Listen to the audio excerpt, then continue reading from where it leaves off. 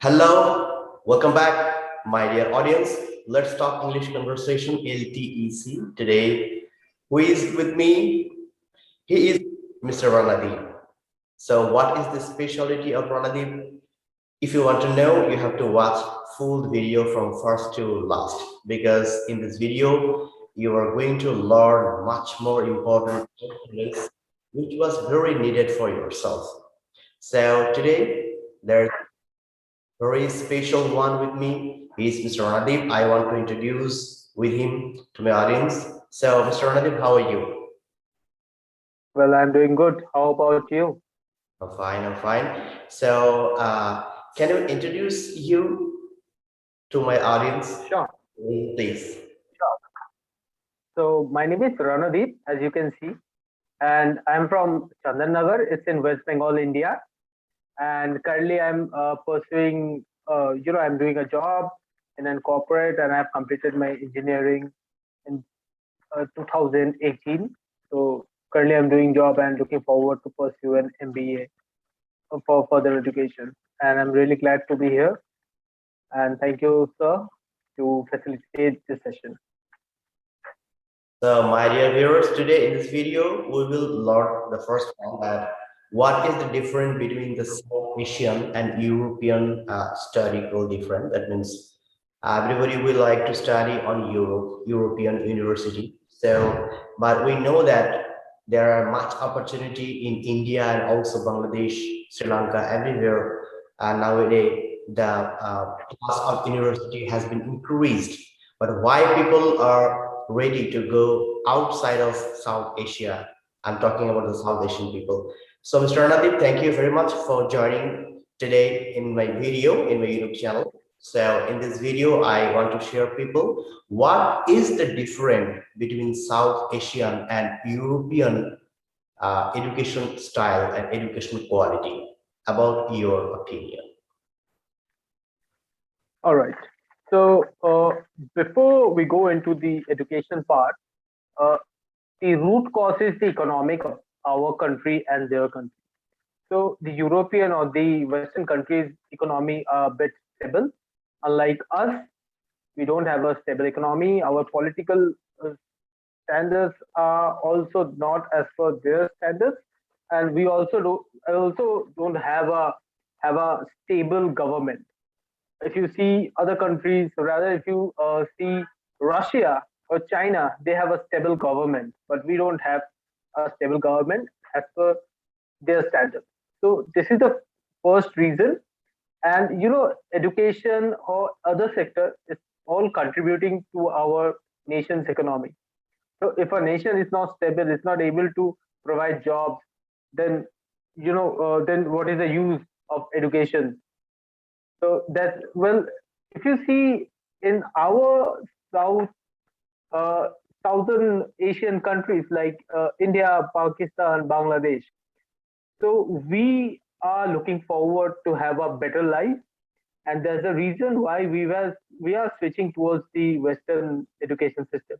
Though our country have a good amount of educational values, but it depends that top 1% of the universities or the colleges maintain that standard and provide that kind of education or job. So if you are not among the top 1 or top 2% of the university, you are probably not getting that amount of exposure that you are hoping to. But in Western or European countries, if you're not among the top 20% of the university, rather every university facilitates with a good opportunity, with a good packages after you pass out, which is unlike in our country. If you are not among the top universities, we probably end up as an unemployed graduate or an postgraduate. But in Western countries, it didn't happen so. So we are more switching towards the stability, and in order to have a better percentage of better life, we are switching towards the Western education. That's the core reason behind.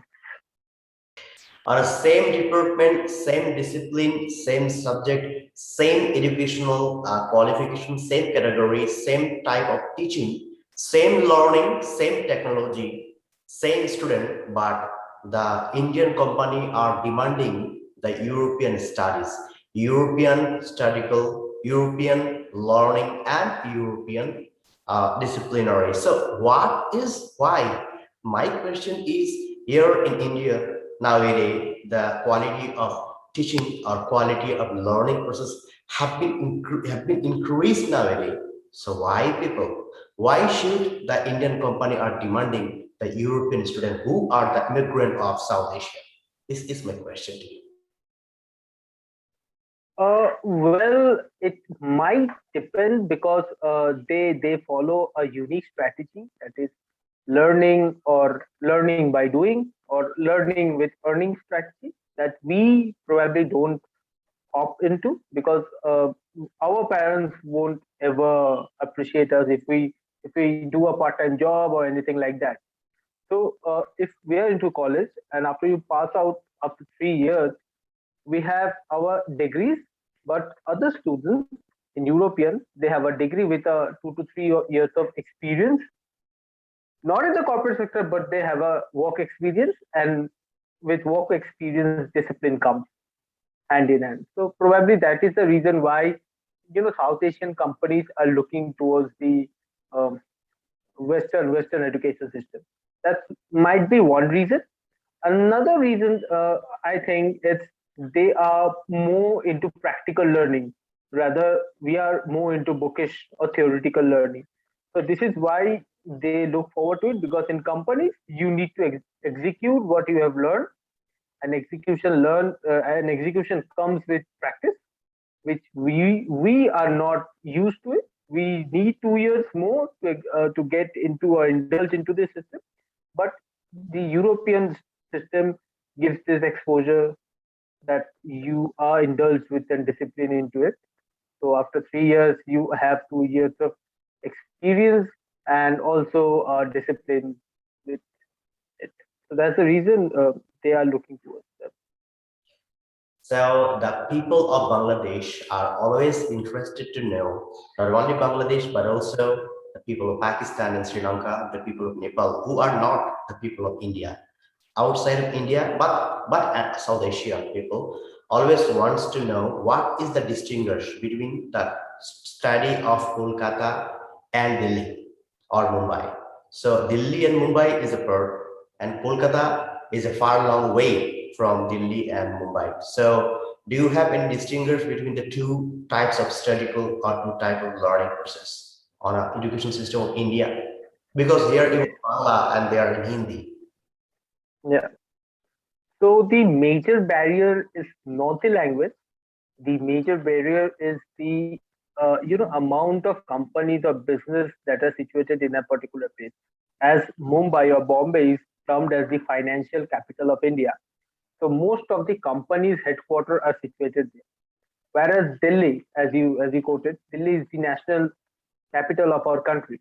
So Delhi also have a, every company office is there in Delhi, and probably many companies headquarters are there in Delhi. So and in Kolkata there are these sub branches. So I hardly remember if there are any companies headquarters or a dedicated branch there in Kolkata or not. There are few, but the core hub is Delhi, it's Mumbai, and probably you don't know, it's Bangalore. Bangalore is the IT hub of India, or we also say that Bangalore is the Silicon Valley of India. So these three states, first Bangalore in terms of IT, second Mumbai in terms of finance, Right. and third Delhi in terms of capital city, because it's the capital city. Right. So these cities are leading rather than Kolkata. Kolkata is more of a cultural hub. So The people of out of India always wants to know, and I think that this is not a new thing. This is a question of everybody that the national language, I mean, the national language of India is Hindi, right? But there are no, India don't have any national language. To be very frank, according to the constitution, India don't have a language, national language.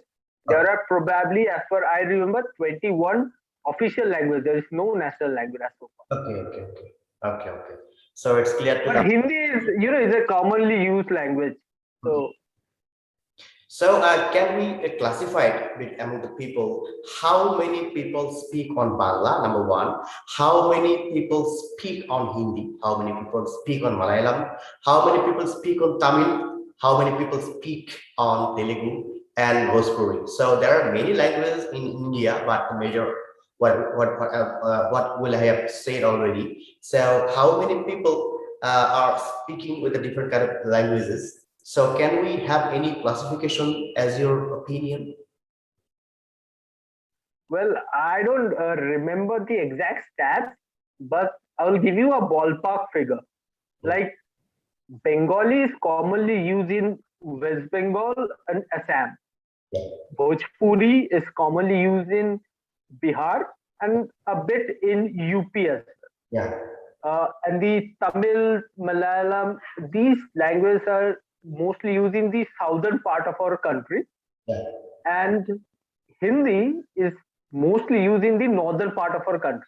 right, As the main hub are in the northern part, cultural hub is in the eastern part, as but the most of the medias, most of the companies are in the northern part. you The that most widely used. I'm talking about the Haryana language. In which part of India Mhm. people speak on Haryana language? Haryana.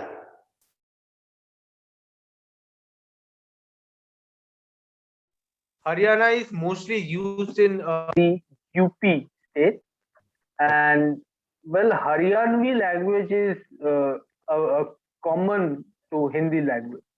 Okay, A little bit of difference, but mostly the same. So let's suppose everyone in the northern and eastern part of our country are proficient with Hindi okay, and their state language, mother language, and people in southern India, they prefer their own mother language as well as English. right. So this is the stats of India. But most of the businesses are in the northern part of India, middle and the northern part of India. So the mostly used corporate language is Hindi and English, of course.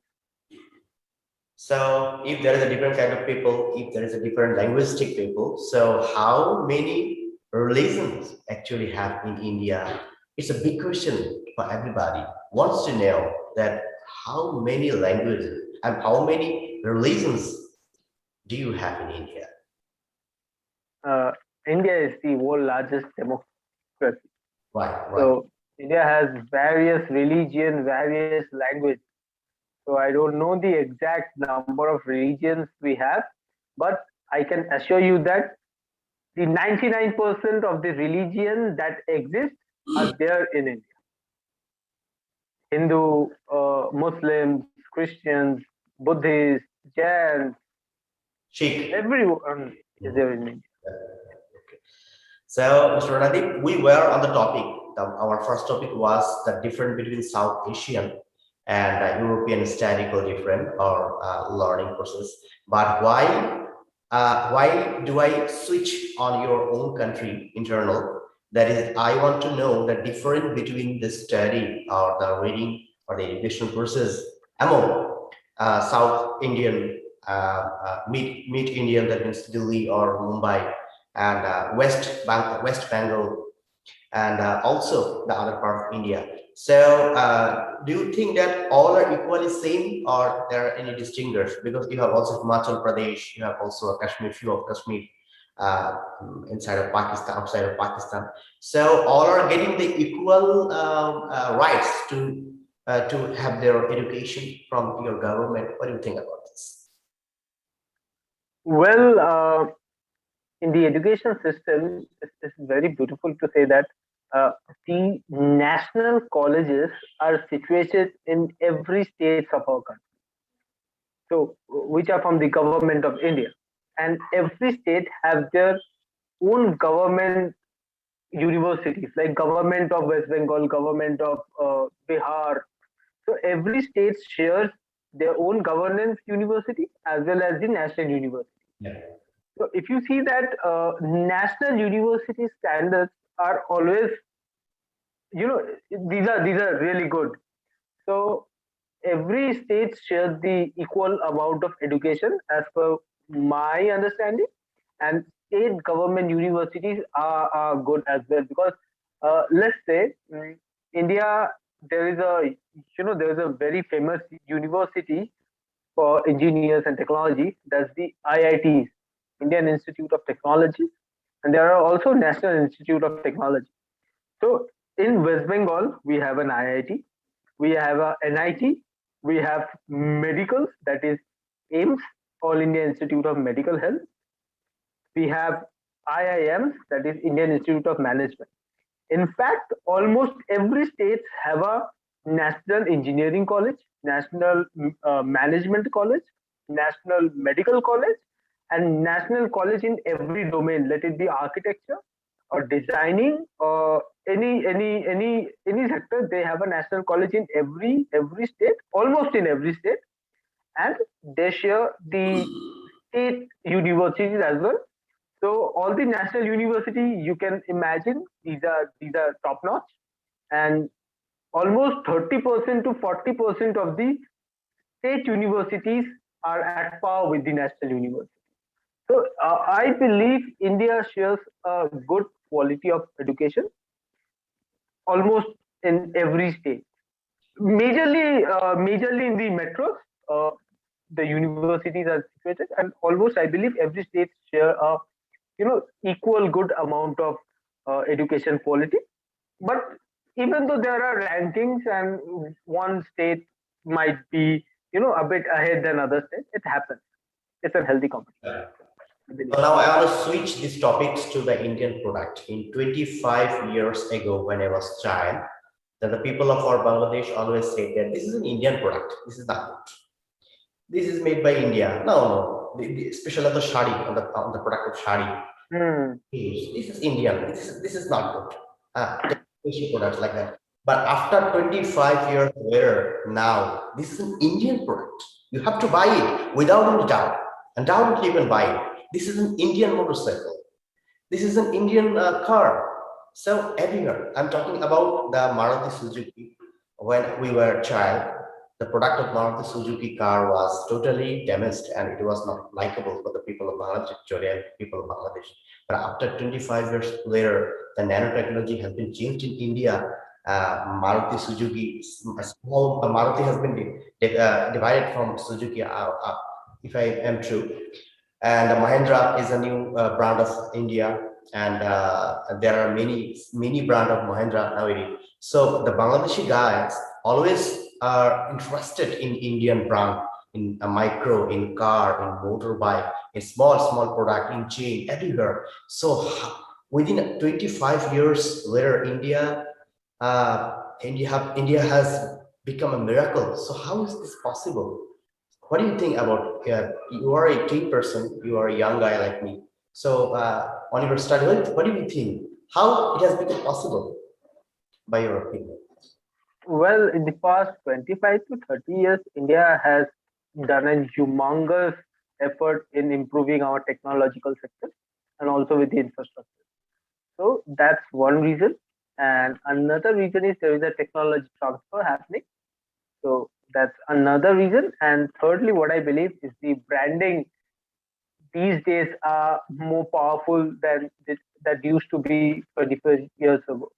So Maruti Suzuki probably wasn't that, a favorite car on around 1995 or 1990s. But today they have done a good amount of branding, and obviously the technology has evolved. The technology has evolved because the capability of the buying persona has improved. People are more buying cars rather than 30 years ago. People hardly used to have a car, but nowadays almost one of every 10 people have a car. It's my opinion. So just because we are more able to afford a car, the technology has also improved, and obviously India has done a humongous effort in improving this technological sector. So And technology has evolved from the past 30 years. That's also my belief. So thank you very much, Mr. Ranadeep, to have a good time with me today. My dear viewers, this episode will be continued, and Mr. Ranadeep will come regularly on my YouTube channel and will share his personal opinion, personal experience, personal knowledge to you, so that people can learn much more thing from him. And he's a talented guy. I like him very much, especially for his out knowledge. And he should do, and he should share his own knowledge to everybody so that people can know about himself. So, Mr. Anadip, thank you for today. We will come again on this YouTube channel, Let's Talk English Conversation. And if you like this channel, please subscribe my channel. If you like this video, thumb a like in my like button, and also please share this video to everywhere by Viber, by Messenger, by WhatsApp, by email, everywhere. So, Mr. Ranadeep, thank you very much for a good time with me, and inshallah, we will meet again. So, do you want to say something about my Let's Talk English Conversation LTC channel? Yeah, thank you so much. Sir, you're doing a good effort towards improving this society because, as I believe, English is very important for all to interact because we are from different domains, we are from different religion, our language, there's a language barrier, of course. English is such a language that connects everyone, and we in the Asian, with the Asian peoples, focusing on the South Asian peoples, we are not that fluent in English. So we are trying hard. People from India, Pakistan, Bangladesh, Nepal, they're really trying hard to learn English to communicate, of course. So it's really a good effort from you, and I really appreciate your effort to educate the people from Thank you. our domain, our society. So thank you so much, and I appreciate your hard work.